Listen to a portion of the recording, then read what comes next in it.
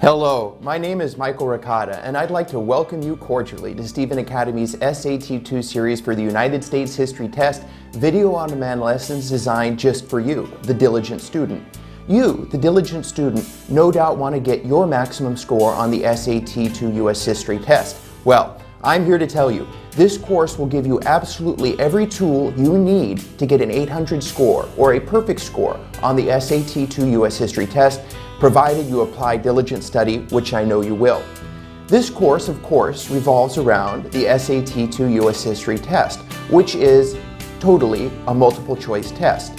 Unlike the AP test, there's no database questions or free response questions, only multiple choice, which is why the first book you'll need to take this course, the workbook designed by myself, the companion workbook for this class, you will need this, and it has multiple choice questions in it, as well as another item, key terms.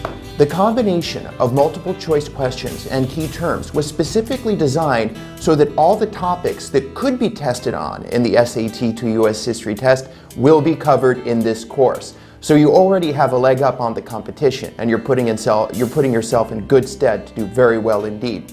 That's item one you'll need, once more, the workbook designed by myself.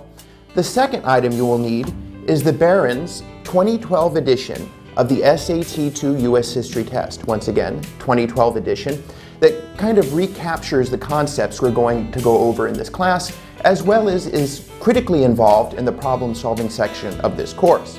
Which brings me to the breakdown of this course. It's divided into two sections. The first section is conceptual. That is, we discuss the history of the United States with a particular eye towards those themes that come up most often on the SAT2 US History Test. That is the concept part. And in the conceptual part, we will be using these copyrighted questions designed by moi. The second section of this class, the second half, if you will, is the problem-solving section, where we'll go over questions that the Barron's textbook presents. By using the multiple choice questions and key terms in the workbook, and the conceptual material and the problems from the textbook, we guarantee you, the diligent student, a maximum score of success on the SAT2 US History Test. So I heartily encourage you to join and take this class. It will benefit you in ways you can't even imagine right now. That said, if you do have any questions as we move through the course, I encourage you to log in to your Stephen Academy account, click on My Online Classroom, and your questions and queries will come straight to me, where I can get on them as soon as possible, get those answers right back to you. So, take the course, get your maximum score, and let's get started.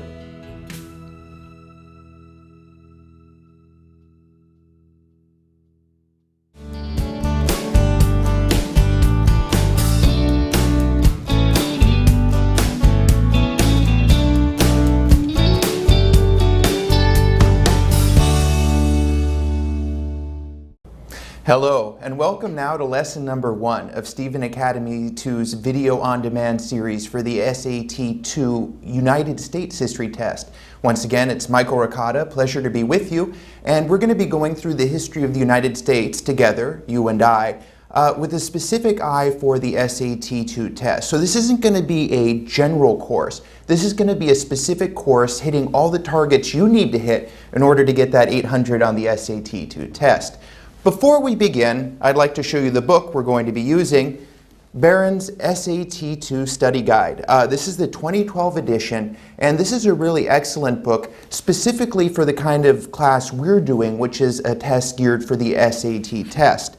And so have a copy of this when you go along with the VOD, as well as a copy of the workbook that you were provided and bought when you got this series. So, without any further ado, let's go ahead and get started with United States history.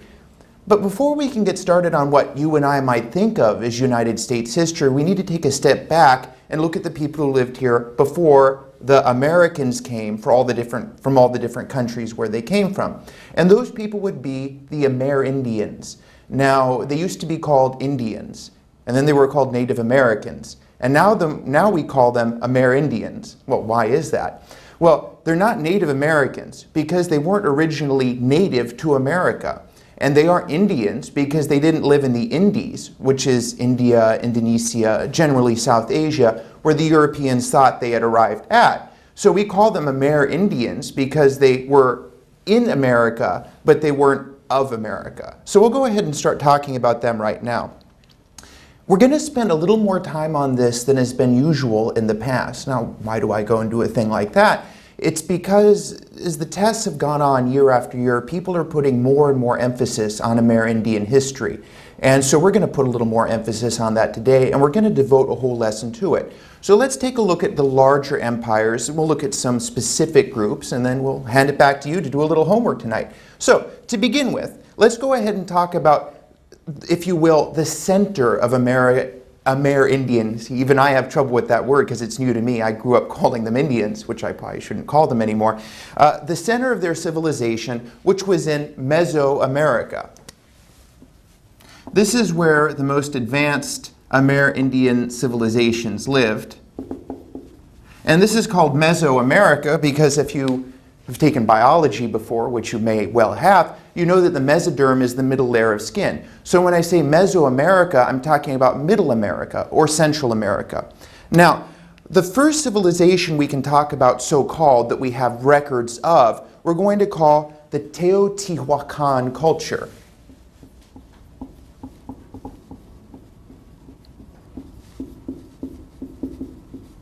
Now, we call this the Teotihuacan culture because we really don't know what they called themselves. Written records from that period are scarce, so we name them after the location they lived at. And let's give them a date, about 100, or rather 1000 to about 900 Common Era.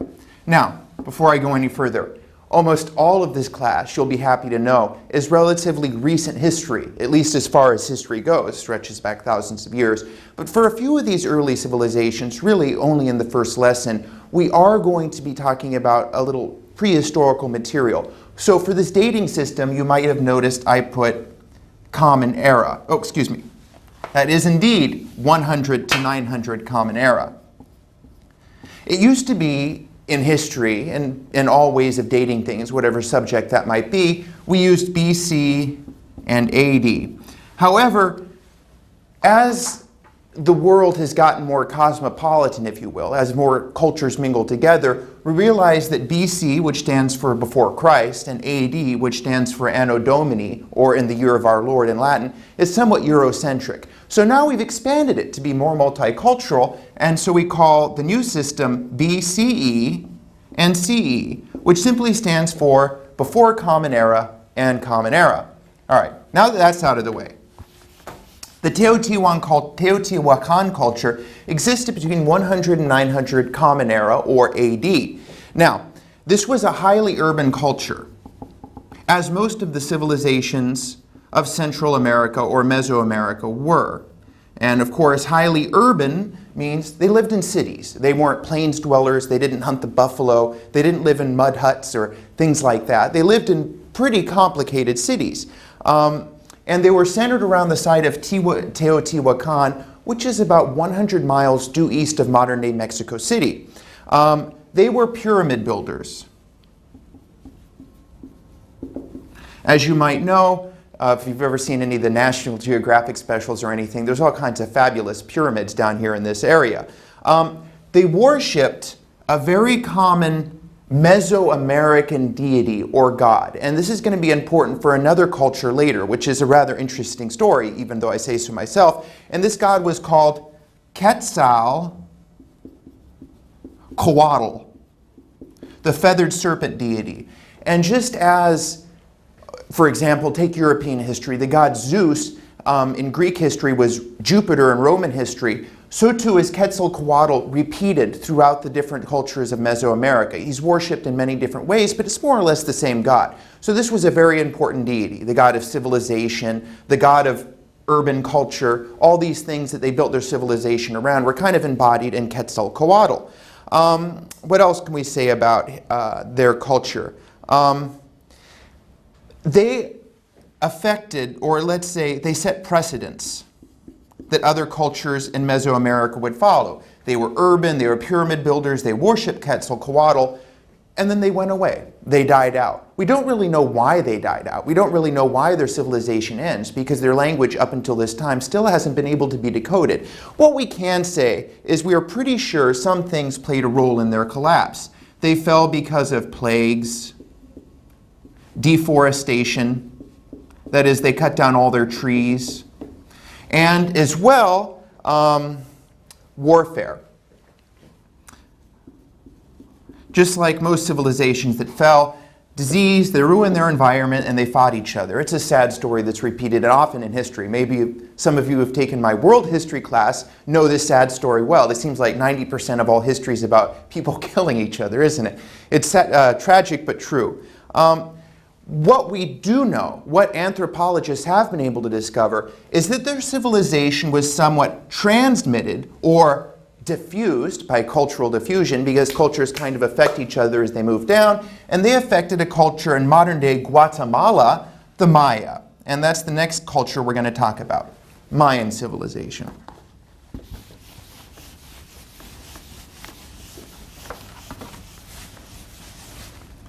So, who were the Maya? So, first of all, let's date them. We can say they existed about 300 to 900 Common Era.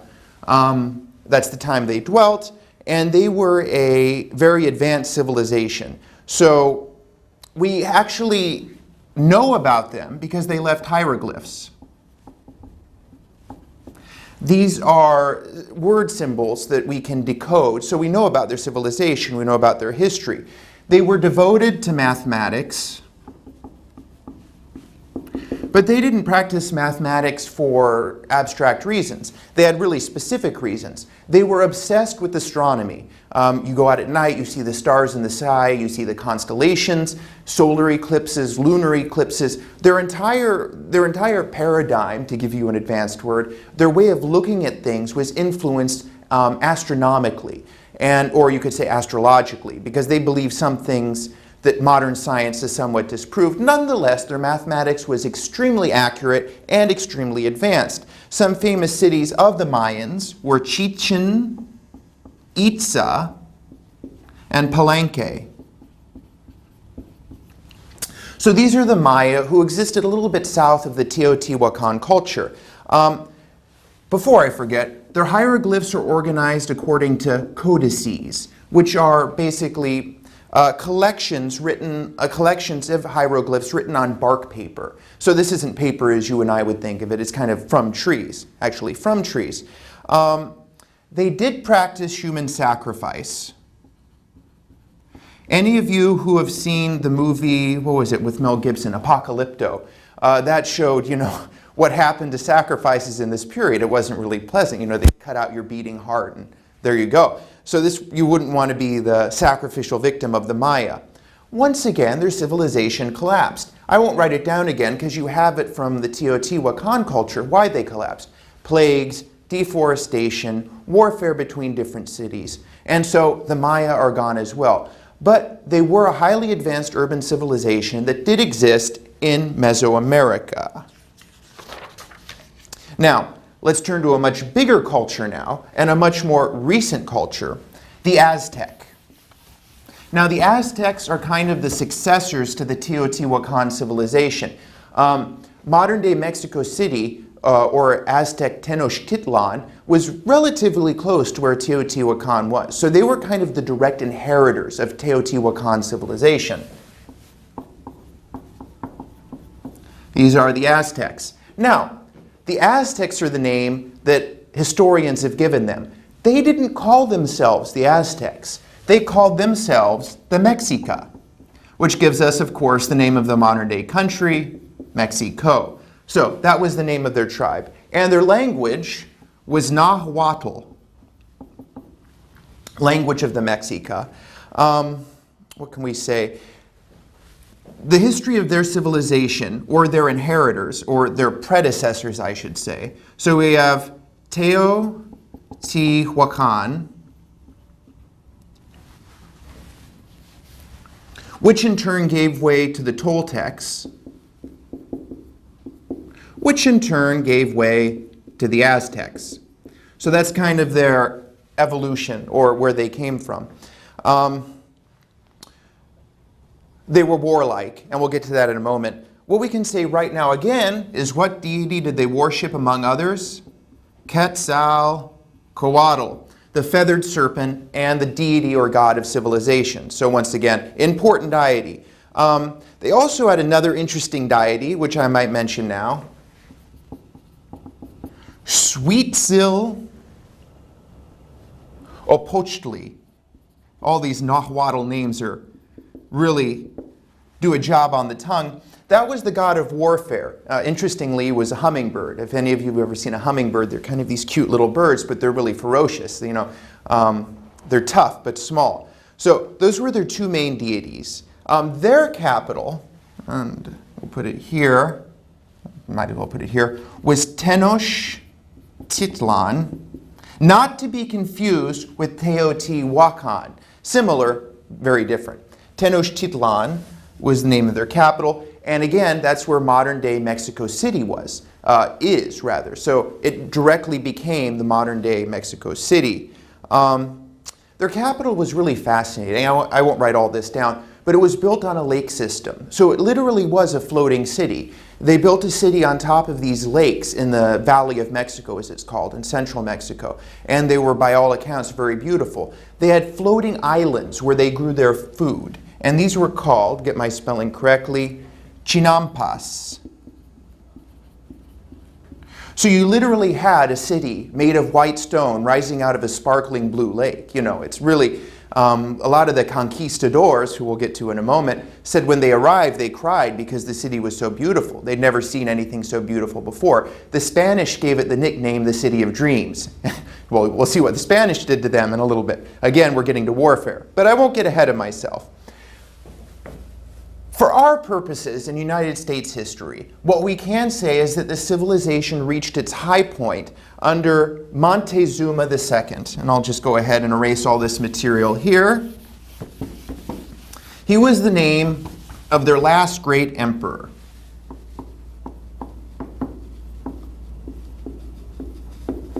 And I think in Nahuatl his name sounded something more like Moctezuma or something, but again, we give him the name Montezuma. It's easier to pronounce with the Western tongue.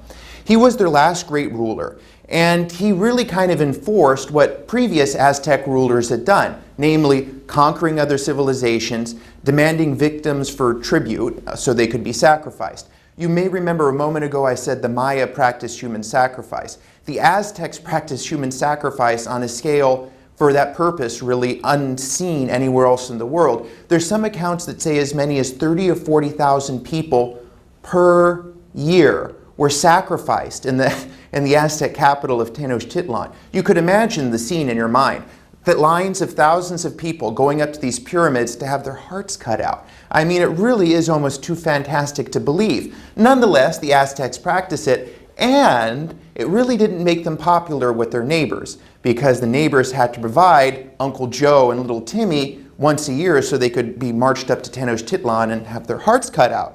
So they were hated by their neighbors, which was going to be a big advantage for the Spanish when they come very shortly. Let me give you a date here. Montezuma took the throne in 1502, and he ruled until 1520. This is an important date because this is when the Spanish arrive in town. What else should I say? Their society was organized around Calpulli.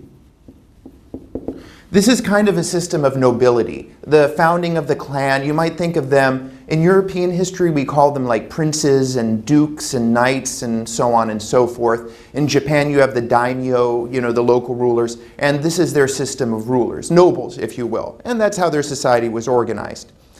So, those are the main Mesoamerican civilizations, for the purposes only of United States history. There's more to it, but we're doing just what we need so you can get the 800 on the SAT. Teotihuacan culture, you have the Mayan civilization, and at last you have the Aztecs or the Mexica with their capital at Tenochtitlan. Briefly I say, let's take a look at the Andean civilizations. So, I talked a moment ago, less than a moment now, actually about Mesoamerican civilizations, that is in Middle America. Andean civilizations are in South America, and we call them Andean because they grow up around this giant chain of mountains in South America called the Andes Mountains. And the first of the Andean civilizations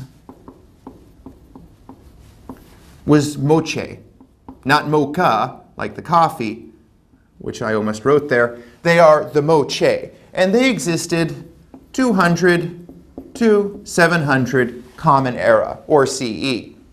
Not really anything BC here, so I'll just give you those dates here, or BCE rather. They dwelt in the Moche Valley. Again, we don't have any written records, so we give them a name where they're from. Their society is rather interesting because it's based on verticality. Now, what do I mean when I say that? When you grow up, that's a mountain, there's the snow on the top. When you grow up next to a mountain chain, you're influenced by altitude. So when I talk about verticality, I would say here, let's say here's the ocean at the foot of the mountain, you have fishing. Further up, you have agriculture. And higher up, say in the summertime in the mountain meadows, you have herding of animals. So that's what I mean when I say verticality. I mean altitude determines the economy of your civilization. So if you get a question on the test, what Indian tribe was greatly influenced, what Amerindian tribe was greatly influenced by verticality, automatically you know it's the people who live next to the mountains, like the Moche, for example. Their society revolved around Aylus, A-Y-L-L-U-S, which is networks of kinship. So as opposed to the Calpulli of the Aztecs, which is like descent from nobility and such, the Aylus is just clan relationships, family, right? Family determined, society, pretty straightforward. That was the early civilization, and just as Teotihuacan eventually gives way to the Maya and the Aztec, so too do the Moche give way to the big South American civilization, the Inca. We'll get to them now. Again, they were Andean.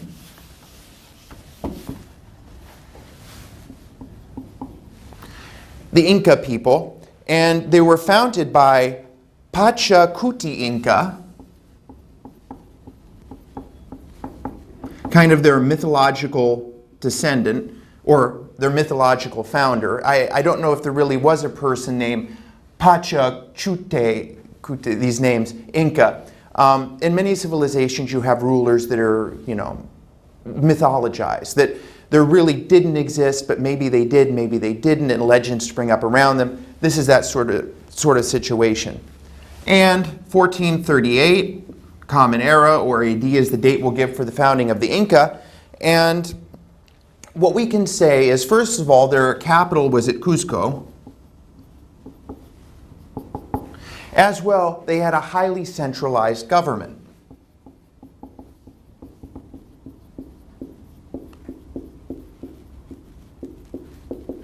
That is, when orders went out from Cusco to the local provinces of the Inca Empire, everyone listened. You had a central government that commanded the smaller areas, and everyone would go along and do that.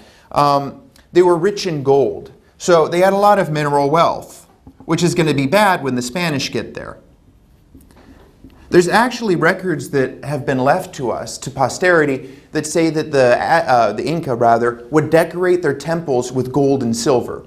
So you get the picture of an extremely wealthy civilization. And if you're a treasure hunter, if you rolled into town and you see if someone's, basically making their houses out of gold, put two and two together, this isn't going to end well when the Spanish come with guns, is it? No, it will not. Their language was Quechua.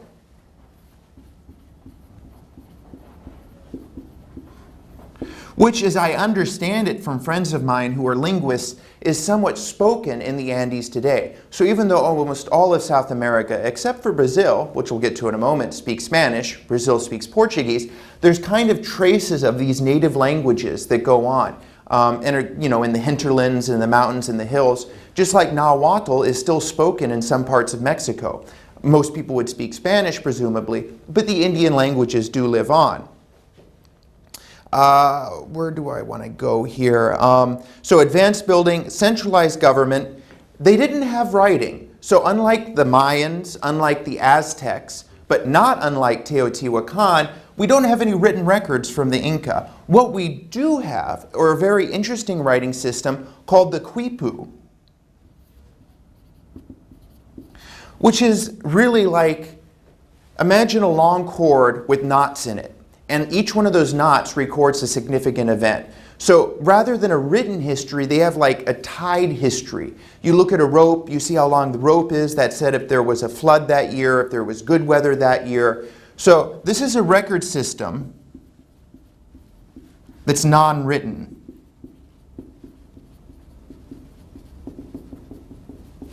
So fairly interesting and very unique. They had a system of mita, M-I-T-A, which was forced labor. That is, with this highly centralized government, the local people would be required to build the roads, to work the king's farms or the Inca's farms, do all these things. That was the system their government revolved around. And interestingly enough, they had parallel descent socially. So there's three kinds of descent here, ladies or gentlemen. Lady or gentleman, I should say. Presumably there's only one of you on the other end of the camera there. You can have patrilineal descent, and that's where you get things from the father's side. You get matrilineal descent, and that's where you get things from the mother's side. Parallel descent means you get it from both sides of the family. So this is a fairly, again, unique institution, just like the quipu system. That's the Inca, and we'll talk about their fall, again at the hands of the Spanish, very shortly. Now we've talked about Mesoamerica. We've talked about the Andean civilizations. Let's head more towards where the modern United States is and talk about North American civilizations. And North America is different than all these highly urban, cosmopolitan, very centralized, very dynamic, south of the border, if you will, civilizations. They're different. First we have, in North America, the Pueblo people. Pueblo comes from the Spanish word for town, El Pueblo. What does that mean? It means the town, because their towns were built out of adobe, which is like mud brick, white mud brick to be precise. They were named after the dwellings they had. No written language. They revolved around farming. And again, let's give you a date here, say about 1200 Common Era. So we're getting closer and closer to modern times. Their civilization disappeared. Why did their civilization disappear? Well, we believe they're located, good point to mention this now, they were located in the southwest of the United States. So, in what is now a desert. But most geologists believe that maybe 800 years ago or so, this area wasn't a desert, but was semi-arid. There was rainfall, there was grasslands. When the farming ended, when the water dried up, so too did the Pueblo civilization. They couldn't farm anymore, so unfortunately they died out. Think that's about good enough for the Pueblo. Don't want to say too much. Do want to mention one important thing, though. I'll put it in blue for you, lady or gentleman, that all of the tribes we've talked about so far, with the exception of the Inca, who grew up around potato cultivation, sweet potato, yams, regular potato, almost every Indian or Amerindian civilization revolved around the cultivation of maize. Maize is what we call corn. So if you get corn on the cob or something like that, that is the food staple of almost every Amerindian civilization, as it was with the Pueblo, with the Aztec, with the Toltec, with the Teotihuacan civilization, with the Maya. Just as, rice is an important food in Asia, just as bread is an important food in Europe, maize was the staple of these civilizations. So that was the Pueblo people. They were kind of the exception to the rule. Most North American peoples were nomadic. So most Amerindian tribes in North America were nomads. This meant they went from place to place, which meant they were what we call hunter-gatherers. G-A-T-H-E-R-E-R-S, which meant the men hunt and the women gather. Fruits, berries, nuts, things like that. They had to be nomads because they followed the course of large game animals, specifically the buffalo. You've all seen pictures of the buffalo. It's like a big cow, right? And it would migrate east, west, north, and south, and the Amerindian tribes would follow after this giant animal. And if you study, remember, if we look at Mesoamerican civilizations, their main god was Quetzalcoatl, and to a lesser extent, Huitzilopochtli. The god of many of the North American tribes was the buffalo, because it provided everything they needed. Fur for clothing, food to eat, meat to eat rather, skin so they could make their tents or teepees out of it. So that was their god. Two examples of extremely nomadic tribes in the north were the Sioux and the Pawnee. I'll give you another, relatives of the Pawnee, the Shawnee. So they would trace the animals as they migrated, so on and so forth. Nomadic cultures. The exception to the rule of nomadic life in North America, besides the Pueblo, who unfortunately died out, were the Iroquois. And the Iroquois have an interesting feature. Oh, I should mention, the Pawnee, the Shawnee, and the Sioux lived in the Great Plains of North America. And also, you'll find in the back of the workbook I provided you, and that you bought before you started this class, a map both geographic and political of the United States. So it's good to know where things are when you study American history. So these tribes existed in the Great Plains. Rolling grasslands, no hills, no mountains. It's really easy to chase down a cow, right? Now, the Iroquois existed in the Great Lakes region. This would be next to modern-day Chicago, modern-day Buffalo, New York, Lake Superior, Lake Erie, Lake Michigan, giant lakes in North America. And they had a confederacy. And they were stationary. They were not nomads. And as far as cosmopolitan and centralized and semi-urban North American Amerindian civilizations go, these were probably the most advanced. Although I say advanced is a qualifier, I don't mean that they had a better civilization than other peoples, Amerindian peoples, only that they were more sophisticated in terms of organization and structure. An example of that is their confederacy. There were many different tribes of Iroquois. You had the Mohawk, which was one famous one. You had the Huron, which was another famous one. There were two groups, but one people. This brings us to an interesting term, confederacy, as I said a moment ago, which is a loose alliance. We're going to get to confederacy again when we get to the American Civil War. They were not totally bonded together. They were only loosely united, hence the term confederacy. I think that's about all I want to say about them. The last thing I want to talk to you, lady or gentleman, today about is how did the Amerindians get to America, get to North America, Mesoamerica, and South America? I said a moment ago we can't call them Native Americans. They weren't from the Americas. We can't call them Indians because they weren't from South Asia, Indonesia, India, Pakistan, Sri Lanka. How did they get here? Most anthropologists and most historians believe that the reason or the method by which all these different peoples made it to the Americas or to the Western Hemisphere, also called the New World, was a theory we call the land bridge. Is there a D in bridge? Probably should know that by now, right? Yes, my spelling is not the best. So, the land bridge, and this existed historically about 40,000 BCE. So, this was during the last ice age. Now, here's a great map. Here's Russia. Here's Alaska. Look it up on a map. You'll see it in the map I provided you. You know what happens when you have ice and water. More ice, less water, more water, less ice. During the last ice age, the oceans were lower. This meant there was a land bridge that went from Russia over to Alaska. And on this bridge, all these different people migrated from Siberia or Eastern Asia to the Americas. So, it's one of the most interesting facts I think about American history that the Amerindians are really Asian, right? They're not from the New World at all. They're from the Old World and from Asia. And so we'll leave it here today.